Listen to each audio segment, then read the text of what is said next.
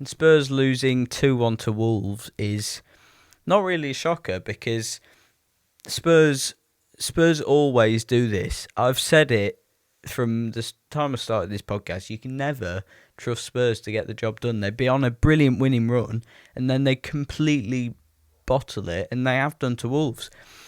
And we will talk about Wolves in a second because they're a good team and they've shown some real quality today. But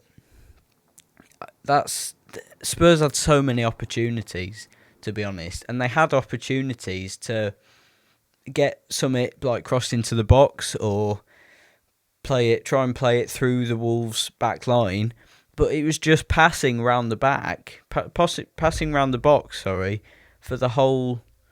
when they were attacking. And maybe Postecoglou's told them to do that, keep the ball moving, but they were doing that against West Ham when we beat them.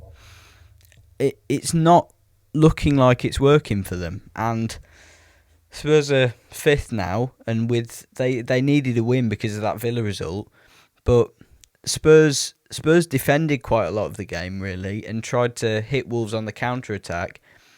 It didn't work because Wolves are a good side. I mean, they've beaten Spurs twice, Chelsea twice, and Man City this season.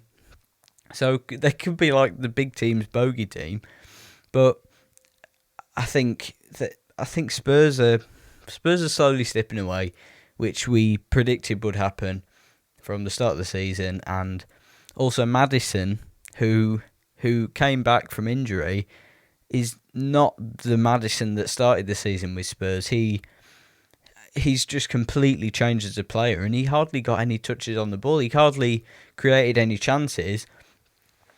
I mean, you can't blame a player too much after an injury, but it's a very, very different Maddison to what we've seen before.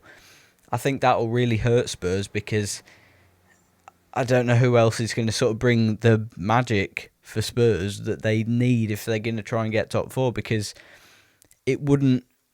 I know Villa are a good side this season, but Spurs can't have Villa finishing above them. Because also I think they need to finish in the top four this season, the Spurs. The way they started the season, they've got no Europe and now they've got no midweek games, unless they're still in the FA Cup.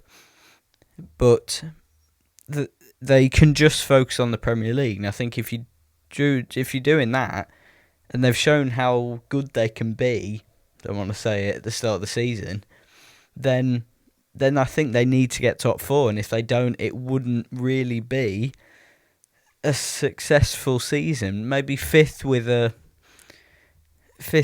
ending the season well would probably just be a successful season for them.